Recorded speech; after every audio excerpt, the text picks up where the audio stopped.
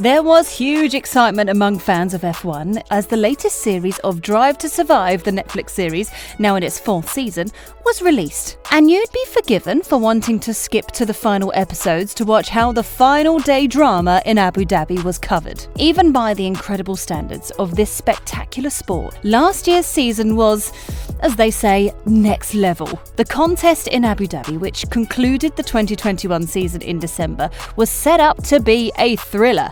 The two leading contenders, Mercedes' Lewis Hamilton and Red Bull's Max Verstappen, equal on points. The former seeking a record-breaking 8th championship, the young pretender looking for his first. The clear winner, says F1 President and CEO Stefano Domenicali, smiling to the cameras before the race, will be Formula One. He was both right and wrong. The race's climax became a bizarre one-lap shootout that handed the trophy to Verstappen and kept the world talking for weeks. Some of the exchanges around the race have already become part of F1 history, and it is satisfying to see them playing out in something approaching real time here. What just happened? Demands bewildered Mercedes boss Toto Wolff of race director Michael Masi. It's called a motor race, okay? Replies Masi bluntly. Among the criticisms of Netflix series is that it has itself an undue influence on events on the track. The final moments of Abu Dhabi, according to those critics, were the contrived result of the pressure for unnecessarily heightened drama. In the race's aftermath, even Lando Norris admitted that the finish had been for the TV, of course. The show's producers have dismissed the suggestion that Masi might have been influenced in Abu Dhabi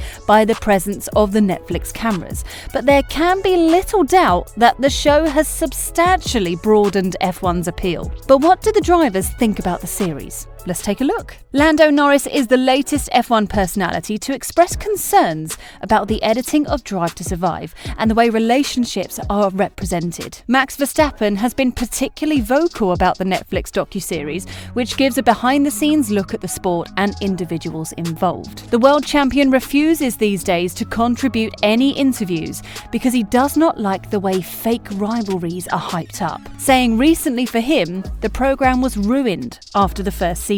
Norris, when asked about Verstappen's criticism last autumn, said he was fine with it, that Drive to Survive is a cool thing, and I think they do a good job. But after the release of the series covering the 2021 Formula One season, there are signs that Britain may be starting to change his tune somewhat. One of the episodes focused on the partnership between Norris and Daniel Ricciardo at McLaren, with the duo experiencing contrasting campaigns after the Australian joined. Ricciardo largely struggled, apart from a surprise win at the Italian Grand Prix, whereas Norris made a big step forward, achieving 4 podium finishes and ending up in the points 20 times out of 22. However, while it was clear how Netflix wanted to portray the disparity in performance, Norris felt that there were inaccuracies in terms of footage selected from the Bahrain Grand Prix. His remarks follow those of Mercedes team principal Toto Wolff, who said Netflix create a spin to the narrative. They put scenes together that didn't happen. I watched episodes 1 and 2,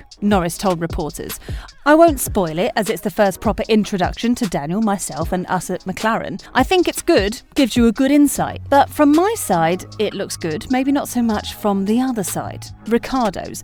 But there are obviously some comments here and there that may be out of place. When you are the person it's about, you don't agree with it so much because it can make you look like you said something at a time and a place which is definitely not correct. The inaccuracy related to a racing incident that was broadcast. There's a bit of me and Daniel going side by side in turn 1 when we're not even close, and I claim he pushes me off, which is from a completely different race, explains Norris. There are things which may be a bit too much like that, and I don't agree too much with it. But on the whole, I think it's just exciting and good for everyone. As long as they don't overdo it and literally make someone look like they've done something they definitely haven't, I think that's too far. As long as they don't do that, it's good. Meanwhile, Ferrari driver Carlos Sainz believes Netflix can rectify its mistakes with fly-on-the-wall documentary series Drive to Survive. Despite the large increase of fans through the documentary, especially in the American market, criticism has been levelled at the series for pushing the boundaries of storylines. Sainz has suggested the producers are aware of errors, but have chosen to ignore them. I think in the case of Lando and I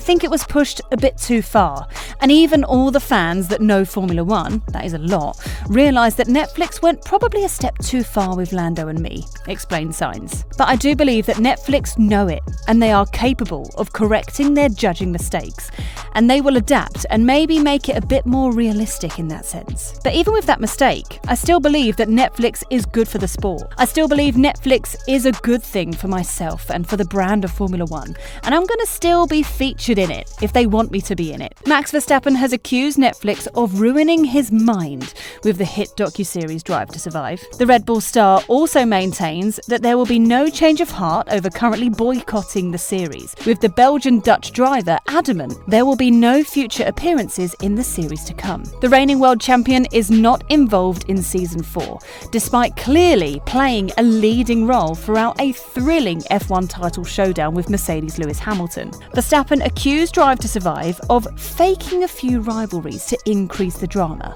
and despite the success and popularity of the show, the 24-year-old still holds negative views against it. "No, I won't change my mind," said Verstappen. "That was already ruined after season 1. I think I'm quite a down-to-earth guy. I just want it to be facts. Don't hype it up. I understand it needs to be like that for Netflix. People like that. That's with every series on there as well, or documentary, or whatever you call it. It's just not my thing. I'll probably watch it and see how nicely over the top it is, then I'll continue with my life and I'll probably watch other documentaries on Netflix." Another person who hasn't tuned in is Valtteri Bottas, who said he has yet to watch the new series, which details his departure from the Mercedes team. Episode 8 of season 4 of Drive to Survive, entitled Dances with Wolf, details the decision facing Mercedes in 2021 of whether to maintain the partnership of Bottas alongside Lewis Hamilton for a 6th consecutive season in 2022 or opt to promote Williams driver and protege George Russell. F1 fans will know now the outcome of that decision, with Russell getting the nod in the week following the Dutch Grand Prix, as Bottas, whose crash with Russell at the 2021 Emilia-Romagna Grand Prix is also shown in the episode, took up a drive with Alfa Romeo for 2022. But asked at the pre-season testing in Bahrain whether he thought the portrayal of Mercedes' contract wranglings in Drive to Survive had been accurate, Bottas replied, "I haven't seen any of that, so I don't really know. Obviously, they take bits and pieces from different races and situations, so I don't really know exactly what you're referring to, so I can't really say much. Normally, I don't really like watching myself on the TV." However, despite some of the criticisms, there is no doubt that the behind-the-scenes access has provided an opportunity for fans to learn so much more about the teams, drivers, and situations that ensue. These are just some of the things we learned from the series which perhaps we wouldn't have otherwise. Lewis Hamilton was terrified of catching COVID again. COVID was the great unspoken hazard of 2021, with a positive test for either title contender enough to spoil the sport's greatest season in years overnight. "Catching COVID was the worst experience probably in my life," he says in episode 3, over footage of him heading to a live television appearance with an audience. Lando Norris feared the worst after Bahrain qualifying. Such was the chasm between McLaren drivers in 2021 that it was easy to forget that Daniel Ricciardo actually out-qualified Lando Norris in their first race together. In episode 2, his manager, Mark Berryman, arrives at the closed door of his driver room, like a parent prepared to pander to a moody teenager, to be met by McLaren PR, Charlotte Sefton, who quotes Norris as having said, "1-0 down already," what Christian Horner really thinks of Toto Wolff. The war of words between the title-contending team bosses added an element of theatre to 2021, but below the surface there still does exist a real resentment between Toto Wolff and Christian Horner. What you have to remember about Toto is that he inherited something that was already well-oiled. He's not really had to build anything, he says in episode 1. Valtteri Bottas was ready for a fresh start. The decision had already been taken by the time Bottas visits Wolff's Monaco apartment in episode 9 for what is effectively a breakup conversation, underlining that they were more than just colleagues, but friends too. "I wrestled with myself for a long time," Wolff admits before Bottas opens up on the challenges of life at Mercedes. "It's consuming. 5 years of trying to beat Lewis," he said with that hearty laugh of his. "It's not easy." And Haas were intimidated by Mazepin. After viewing episode 4, it's not difficult to understand why Haas was so enthused to welcome back a friendly face in Kevin Magnussen in the past week. "There's not a lot of friends here. Every man for himself," Mazepin remarks in Russian to his father Dmitry at the back of the garage during practice in Barcelona, where he had expected to be closer in pace to teammate Mick Schumacher. "They are afraid of you," he says before Mazepin, clearly convinced Schumacher is receiving preferential treatment, pushes for a different car. In the final scene of the final episode of Series 4, Toto Wolff is asked if there is now a target on the back of the Red Bull drivers. His response? Everybody has a target on their backs next year.